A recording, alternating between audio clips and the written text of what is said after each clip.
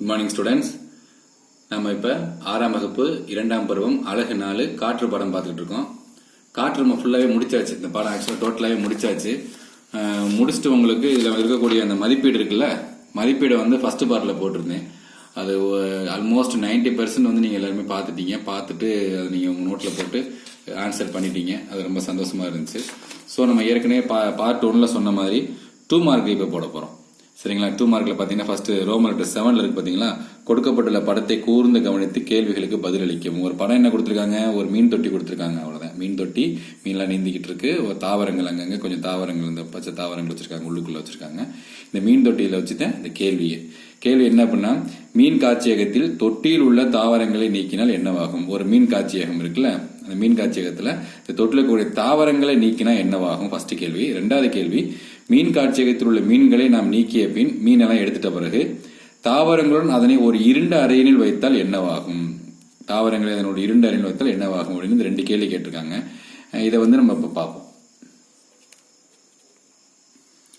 First கேள்வி ஏற்கனவே சொன்ன மாதிரி, தொட்டியில் உள்ள தாவரங்களை நீக்கினால் என்னவாகும்? தொட்டியில தாவரங்கள் நீக்கினா ஒளிச்சேர்க்கை நிகழ்ச்சி தடைபடும். தாவரங்கள் வந்து ஒளிச்சேர்க்கை பண்ணும் அப்படிங்கிறது உங்களுக்கு தெரியும். சுவாசிக்க ஒளிச்சேர்க்கை என்ன, கார்பன் டை ஆக்சைடு எடுத்துக்கொண்டு ஆக்சிஜனை வெளியிடும். அதான் அது ஒளிச்சேர்க்கை. அந்த நிகழ்ச்சி தடைபடுறதுனால என்ன ஆகுது, ஆக்சிஜனோட அளவு குறைந்து விடுகிறது. அந்த தொட்டிகளோட ஆக்சிஜனோட அளவு குறைந்து விடுகிறது. ஆக்சிஜனோட அளவு குறைந்தா என்ன ஆகும், மீன்லாம் செத்து போகும். ஏன்னா மீன் வந்து எதை நம்பித்தான் வாழுது, அந்த நீரில் கரைந்திருக்கக்கூடிய ஆக்சிஜனை நம்பித்தான் வாழுது. அந்த மீன்கள் வந்து எடுத்துக்கிட்டே இருக்கும். அந்த தாவரங்கள் ஒளிச்சேர்க்கை பண்ணி ஆக்சிஜனை கொடுத்துக்கிட்டே இருக்கும். ஸோ நம்ம தாவரங்களை வெளியே எடுத்துட்டோம்னா ஆக்சிஜன் ஒளிச்சேர்க்கை தடைபட்டு ஆக்சிஜனோட அளவு குறைந்து மீன்கள் என்னவாகும், இறக்க நேரிடும். ரெண்டாவது கேள்வி என்ன சொன்னாங்கன்னா, மீனை எடுத்துரும், மீனெல்லாம் வேற தொட்டிக்கு மாத்திட்டு அந்த தொட்டியை அப்படியே தூக்கி ஒரு இருட்டு ரூம்ல வச்சா என்ன ஆகும்? இருட்டு ரூம்ல வச்சாலும் அதான் என்ன ஆகும், ஒளிச்சேர்க்கை சூரிய ஒளி தடைபடும். ஒளிச்சேர்க்கை தடைபடும். ஒளிச்சேர்க்கை ஏன் தடைபடும்னா, ஒளிச்சேர்க்கை நடைபெற என்ன தேவை, சூரிய ஒளி தேவை. சூரிய ஒளி இல்லாம நம்ம கொண்டு இருட்டறையில வச்சோம்னா என்ன ஆகும், ஒளிச்சேர்க்கை தடைபடும். ஒளிச்சேர்க்கை தடைபட்டா என்ன ஆகும், இங்க மீன் கிடையாது, என்ன இருக்கு, தாவரங்கள் இருக்கு. தாவரங்களுக்கு உணவு தயாரிக்க முடியாம போயிடும். ஏன்னா ஒளிச்சேர்க்கைனா தாவரங்களுக்கு உணவு தயாரிக்கிறது. அந்த உணவே இல்லாம போறதுனால தாவரங்கள் இறந்து போயிடும். பாத்துக்க, தாவரங்கள் என்ன ஆயிரும், இறந்து. அதான் இங்க சொல்லியிருக்கேன், இருண்ட அறையில் வைப்பதால் ஒளிச்சேர்க்கைக்கான சூரிய ஒளி தடைபடும். இதனால் தொட்டியில் உள்ள தாவரம் உணவு தயாரிக்க முடியாமல் இறந்து போக நேரிடும் அப்படின்னு நம்ம சொல்லி முடிச்சிடலாம். அடுத்து பாத்தீங்கன்னா ரோமன் லெட்டர் 8ல மிக குறுகிய விடையறின்னு சொல்லி ஒரு 4 கேள்வி கொடுத்திருக்காங்க. வளிமண்டலம் என்றால் என்ன, வளிமண்டலத்தில் உள்ள 5 அடுக்குகளின் பெயர்களை தருக, நிலத்தாவரங்களின் வேர்கள் சுவாசத்திற்கான ஆக்சிஜனை எவ்வாறு பெறுகின்றன, ஒருவரின் ஆடையில் எதிர்பாராத விதமாக தீப்பற்றினால் என்ன செய்ய வேண்டும், ஏன், நீங்கள் வாய் வழியாக சுவாசித்தால் என்ன நிகழும்? சோ இந்த 4 கேள்வி கொடுத்திருக்காங்க மிக குறுகிய இதுல. இந்த 4 கேள்வியுமே இப்ப பார்ப்போம் வாங்க. ஃபர்ஸ்ட் கேள்வியே தெரியும், வளிமண்டலம்னா என்ன? வளிமண்டலங்கிறது நம்ம பூமியை சுத்தி இருக்கக்கூடிய காற்று சூழ்ந்துள்ள ஒரு போர்வை. அதான் சொல்றோம், நமது பூமியானது காற்றாலான ஒரு மிகப்பெரிய மேலுறையால் மூடப்பட்டுள்ளது. நான் போர்வைன்னு சொன்னேன், மேலுறையால் மூடப்பட்டுள்ளது. இது வளிமண்டலம் என்று அழைக்கப்படுகிறது. வளிமண்டலத்தில் இருக்கக்கூடிய அடுக்குகள் எத்தனை அடுக்குகள் இருக்கு, நம்ம ஏற்கனவே பார்த்தோம், 5 அடுக்குகள் பார்த்தோம். என்னது, அடிவளி மண்டலம், அடுக்கு வளி மண்டலம், இடைவெளி மண்டலம், அயனி மண்டலம், புறவெளி மண்டலம். சோ முடிஞ்ச ஆன்சர். ரெண்டாவது பாத்தீங்கன்னா, நிலத்தாவரங்கள் வந்து வேர்கள் இருக்குல்ல, வேர்கள் வந்து மண்ணுக்குள்ள இருக்கும். அது எப்படி சுவாசத்திற்கான ஆக்சிஜன் எவ்வாறு பெறுகின்றன, அந்த வேர்கள் வந்து எப்படி பெறுது அப்படின்னு கேட்டா, வேர் மண்ணுக்குள்ள இருக்கும். மண்ணில் இருக்கக்கூடிய அந்த துகள்களுக்கு இடையே இருக்கக்கூடிய சிக்கியுள்ள காற்று, அந்த மண் துகள்களுக்கு இடையே மண்ணுக்குள்ள இருக்கிற துகள்கள், அந்த இடைவெளியில சிக்கி இருக்கக்கூடிய காற்று இருக்கக்கூடிய ஆக்சிஜன் நம்ம வேர்கள் சுவாசத்திற்காக பயன்படுத்திக் கொள்ளும். அதான் இங்க சொல்லியிருக்கேன், தாவர வேர்களை சூழ்ந்துள்ள மண் துகள்களுக்கு இடையே சிக்கியுள்ள காற்றில் அடங்கியுள்ள ஆக்சிஜனை வேர்கள் சுவாசத்திற்காக பயன்படுத்தி கொள்கின்றன. மூணாவது கேள்வி என்ன, ஒருத்தருக்கு எதிர்பாராதமா தீ பிடிச்சிருச்சுன்னா என்ன செய்யணும் அப்படிங்கிறாங்க. தீ பிடிச்சு நம்ம என்ன செய்வோம் பாத்திருக்கீங்களா, சினிமாலாம் பாத்திருக்கீங்களா, ஒரு பெரிய போர்வை எடுத்து மூடுவாங்க. ஏன் போர்வை எடுத்து மூடுறாங்க, தீ எறியறதுக்கு ஆக்சிஜன் தேவை. அந்த ஆக்சிஜன் வந்து வளிமண்டலத்துல இருந்து அது கிடைச்சிக்கிட்டு இருக்கும். அதை தடை பண்றதுக்காண்டி அந்த போர்வையை மூடுறது, ஆக்சிஜனை உள்ள போறதை தடுக்கிறது. ஆக்சிஜன் தடைபடும் போது ஆட்டோமேட்டிக்கா என்ன ஆயிரும், அந்த தீ வந்து இறங்கிறது நின்றும். அதான் இங்க சொல்லியிருக்கேன். கனமான படுக்கை விரிப்பு அல்லது போர்வையினால் மூடி தீப்பற்றியவரை மண்ணில் பொருளை செய்ய வேண்டும். இதனால் ஆக்சிஜன் தொடர்பு இல்லாமல் போவதுடன் தீ தொடர்ந்து எரியவும் இயலாது. பின்பு அருகிலுள்ள மருத்துவமனைக்கு எடுத்து செல்ல வேண்டும். தீ அணைச்சிட்டு மருத்துவமனைக்கு போகலாம் அப்படின்னு சொல்லி எக்ஸ்ட்ராவா கொடுத்துருங்க, பாத்துங்க. அடுத்து, வாய் வழியாக சுவாசித்தால் என்ன நிகழும்? வாய் வழியா சுவாசிக்கலாமா? வீட்டுல அம்மாலாம் சொல்லுவாங்க, வாய் வழியா சுவாசிக்காத, மூக்குல சுவாசிங்க, வாயில சுவாசிக்க கூடாது, கெடுதிம்பாங்க.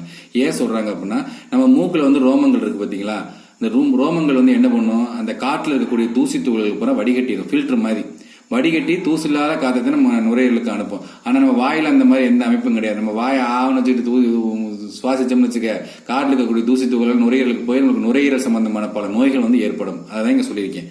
மூக்கில் உள்ளது போன்று தூசுகளை வடிகட்ட ரோம அமைப்புகள் வாயில் கிடையாது. அப்ப வாய் வழியாக சுவாசம் மேற்கொள்ளும் பொழுது தூசு துகள்கள் நேரடியாக நுரையீரல் சென்றபடியும் இதனால் நுரையீரல் புற்றுநோய் கூட ஏற்பட வாய்ப்பு உள்ளது. முகத்தின் தோற்றப்பொழிவு மாறும். எனவே நாம் வாய் வழியே சுவாசித்தலை தவிர்க்க வேண்டும். முடிஞ்சு போச்சு. அடுத்து ஏற்கனவே சொன்ன மாதிரி குறுகிய விடையெளி. ரோமன் லெட்டர் 9th குறுகிய விடையில 2 கேள்வி கொடுத்திருக்காங்க. மழைக்காலங்களில் பிஸ்கட்டை மூடாமல் வைக்கும் பொழுது மொறுமொறுப்பு தன்மையை இழக்கிறது ஏன்? 2 பனியில் உள்ள போக்குவரத்து காவலர் முகமூடி அணிவது ஏன்? அப்படி 2 கேள்வி கொடுத்திருக்காங்க. அடுத்து விரிவான விடையெளி கொடுத்திருக்காங்க.